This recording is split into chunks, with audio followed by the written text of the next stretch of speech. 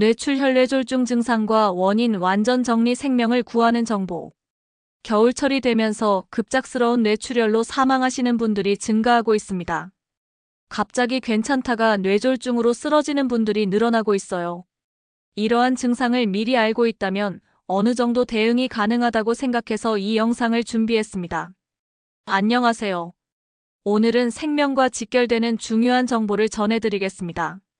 뇌출혈과 뇌졸중의 증상과 원인에 대해 자세히 알아보고 응급 상황에서 어떻게 대처해야 하는지 함께 살펴보겠습니다. 통계에 따르면 우리나라에서 뇌졸중은 암, 심장질환에 이어 사망 원인 3위를 차지하고 있습니다. 더욱 심각한 것은 생존하더라도 심각한 후유증을 남길 수 있다는 점이에요. 하지만 조기 발견과 적절한 치료로 많은 생명을 구할 수 있습니다. 먼저 두개 뇌출혈이 무엇인지 정확히 알아볼까요? 두개 뇌출혈은 두개골 내부에서 발생하는 출혈의 한 유형입니다. 뇌 주변에서 또는 뇌 내부에서 출혈하는 것을 뇌출혈 또는 뇌내출혈이라고 하고, 뇌에서 유출되거나 파열된 혈관에 의한 출혈을 출혈성 뇌졸중이라고 합니다. 뇌졸중에는 크게 두 가지 종류가 있어요. 혈관이 막혀서 발생하는 허혈성 뇌졸중이 전체의 약 80-85%를 차지하고, 혈관이 터져서 발생하는 출혈성 뇌졸중이 약 15-20%를 차지합니다.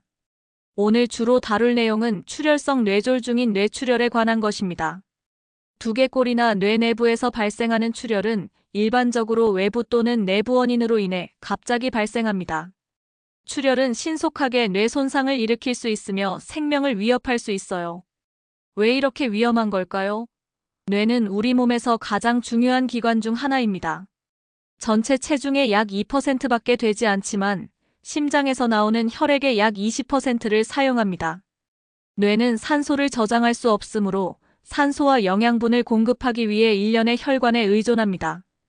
출혈이 발생하면 두 가지 문제가 동시에 일어납니다. 첫째, 산소가 새거나 부러진 혈관에 의해 공급된 뇌 조직에 더 이상 도달할 수 없어요. 둘째, 두개 뇌출혈이나 뇌출혈로 혈액이 차는 것도 뇌에 압력을 가하고 산소를 빼앗습니다. 뇌는 딱딱한 두개골에 둘러싸여 있어서 출혈로 인한 혈액이 쌓이면 뇌압이 급격히 상승합니다. 이는 정상적인 뇌 조직을 압박하여 추가적인 손상을 일으킵니다. 뇌출혈이나 뇌졸중이 뇌 주위나 뇌 내부의 혈액 흐름을 방해하고 산소가 34분 이상 공급되지 않으면 뇌세포가 죽기 시작합니다. 뇌세포는 한번 죽으면 재생되지 않습니다. 이것이 뇌졸중이 그토록 무서운 이유입니다. 영향을 받는 신경세포와 그들이 제어하는 관련 기능도 손상됩니다. 뇌졸중은 전 세계적으로 장애를 유발하는 주요 원인이며 사망 원인 상위권을 차지합니다. 두개 뇌출혈은 모든 뇌졸중의 약 10-15%를 차지하지만 사망률은 허혈성 뇌졸중보다 훨씬 높습니다. 두개 뇌출혈은 원인에 따라 모든 연령의 사람들에게 발생할 수 있습니다. 뇌출혈과 출혈성 뇌졸중은 주로 고령층과 연관되어 있지만 최근에는 젊은 층에서도 스트레스, 과로, 잘못된 생활 습관 등으로 인해 발생 빈도가 증가하고 있어요. 심지어 어린이에게서도 발생할 수 있습니다. 그럼 두개 뇌출혈의 원인을 자세히 알아볼까요? 외상으로 인한 경우, 추락, 교통사고, 스포츠 사고 등으로 인한 두부 외상이 가장 흔한 원인 중 하나입니다. 특히 오토바이 사고, 자전거 사고, 낙상 등에서 머리를 강하게 부딪히면 뇌혈관이 손상되어 출혈이 발생할 수 있어요. 헬멧 착용과 안전수칙 준수가 매우 중요한 이유입니다. 고혈압으로 인한 출혈. 고혈압은 뇌출혈의 가장 중요한 위험 요인입니다. 지속적인 고혈압으로 인해 혈관벽이 약해지고 결국 혈관이 누출되거나 파열될 수 있습니다. 특히 추운 겨울철에는 혈관이 수축하면서 혈압이 더욱 높아져 위험이 증가합니다. 고혈압 환자는 정기적인 혈압 측정과 약물 복용이 필수입니다. 혈전으로 인한 2차적 출혈. 뇌에서 형성되거나 신체의 다른 부위에서 뇌로 진행된 혈전에 의해 뇌의 동맥이 막히고 손상된 동맥에서 2차적으로 출혈이 발생할 수 있습니다. 이는 허혈성 뇌졸중이 출혈성 뇌졸중으로 전환되는 경우입니다.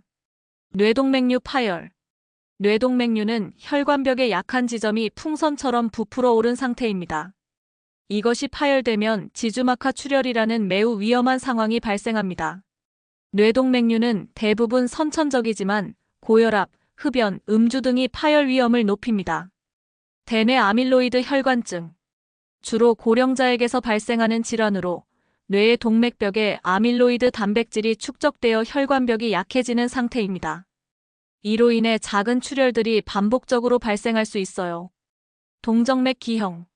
선천적으로 동맥과 정맥이 비정상적으로 연결된 상태로 기형적인 혈관에서 누출이나 파열이 발생할 수 있습니다. 젊은 환자에서 원인 불명의 뇌출혈이 발생하면 이를 의심해 봐야 합니다. 항응고제 치료의 부작용. 심장질환, 뇌졸중 예방 등을 위해 복용하는 혈액 희석제 항응고제는 출혈 위험을 증가시킬 수 있습니다. 와파린, 헤파린, 새로운 경구용 항응고제 등을 복용하는 환자는 정기적인 혈액 검사와 의료진과의 상담이 필요합니다. 출혈성 종양. 뇌종양 자체가 출혈을 일으키거나 종양으로 인해 정상 혈관이 손상되어 출혈이 발생할 수 있습니다. 전이성 뇌종양에서 특히 출혈 위험이 높습니다. 생활습관 관련 위험 요인. 흡연은 혈관벽을 손상시키고 혈전 형성을 촉진합니다. 과도한 음주는 혈압을 높이고 간 기능을 손상시켜 출혈 위험을 증가시킵니다. 코카인, 암페타민 같은 불법 약물은 급격한 혈압 상승을 일으켜 뇌출혈을 유발할 수 있어요. 임신 관련 합병증, 자간증, 산후가역적 뇌혈관 수축 증후군 등 임신이나 출산과 관련된 조건들도 뇌출혈의 원인이 될 수 있습니다. 임신 중 고혈압 관리가 매우 중요합니다. 이제 가장 중요한 증상들을 자세히 알아보겠습니다. 이 증상들이 나타나면 즉시 응급실로 가셔야 해요. 뇌졸중에는 FAST라는 간단한 기억법이 있습니다. FFAS- 얼굴 마비. 얼굴에 갑작스러운 따끔거림, 약점, 무감각 또는 마비가 나타납니다. 특히 신체의 한쪽 면에 나타나는 경우가 많아요. 웃어보라고 했을 때 입꼬리가 한쪽으로만 올라가거나 침을 흘리는 증상이 나타날 수 있습니다. AARMS- 팔다리 마비. 팔이나 다리에 갑작스러운 약함이나 마비가 발생합니다. 양팔을 들어보라고 했을 때 한쪽 팔이 떨어지거나 걸을 때 한쪽 다리를 끌면서 걷는 증상이 나타날 수 있어요. SSPECH- 언어장애. 말을 이해하기 어렵거나 말하기, 읽기, 쓰기에 문제가 생깁니다. 갑자기 말이 어눌해지거나 상대방의 말을 이해하지 못하거나 말은 하고 싶은데 단어가 생각나지 않는 증상이 나타날 수 있습니다. TTIME- 시간이 생명. 위의 증상 중 하나라도 나타나면 즉시 119에 신고해야 합니다. 뇌졸중은 골든타임이 매우 중요해요. 기타 중요한 증상들. 갑작스럽고 극심한 두통. 평생 겪어본 적 없는 극심한 두통이 갑자기 시작됩니다. 환자들은 흔히 머리가 깨질 것 같다, 망치로 얻어맞은 것 같다고 표현합니다. 특히 지주막하 출혈의 경우 이런 두통이 특징적으로 나타납니다. 삼킴 곤란과 시력장애. 갑자기 음식이나 물을 삼키기 어려워지거나 시야에 문제가 생깁니다. 복시사물이 둘로 보임, 시야 결손, 갑작스러운 시력 저하 등이 나타날 수 있어요. 균형 감각과 조정 능력의 상실.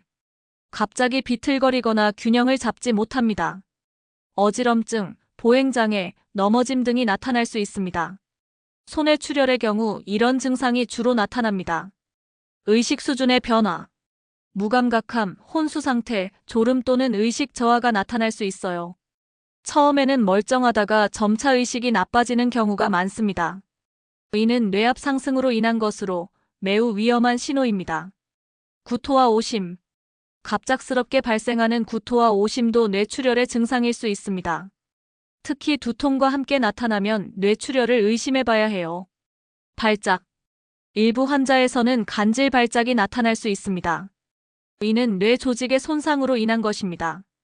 기억하세요. 두개골이나 뇌 내부에 어떤 유형의 출혈이 있으면 응급 상황입니다.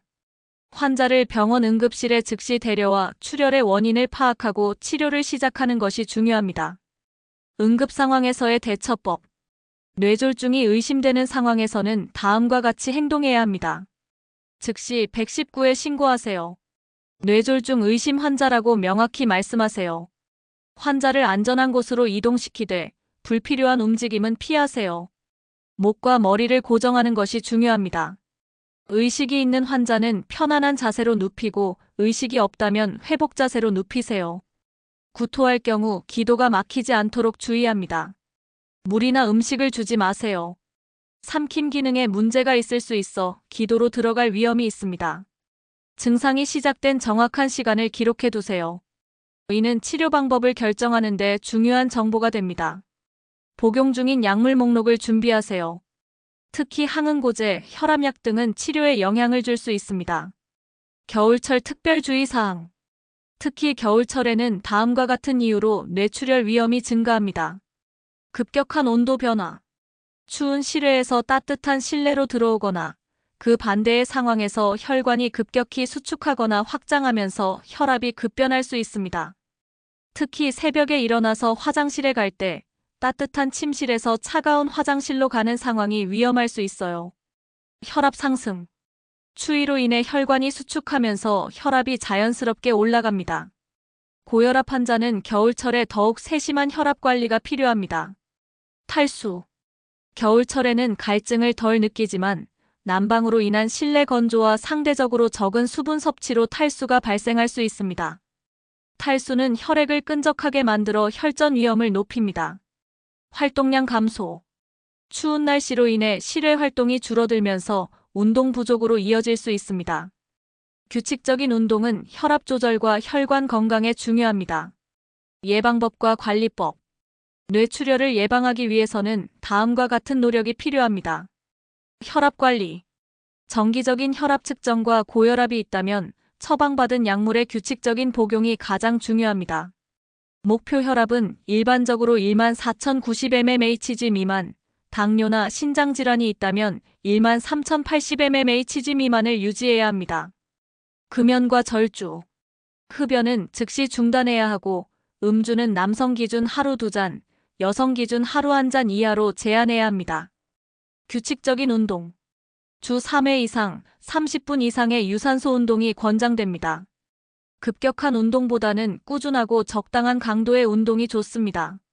건강한 식습관. 나트륨 섭취를 줄이고 과일과 채소를 충분히 섭취하며 포화지방과 콜레스테롤 섭취를 제한해야 합니다. 스트레스 관리. 만성적인 스트레스는 혈압을 높이고 혈관에 악영향을 줍니다.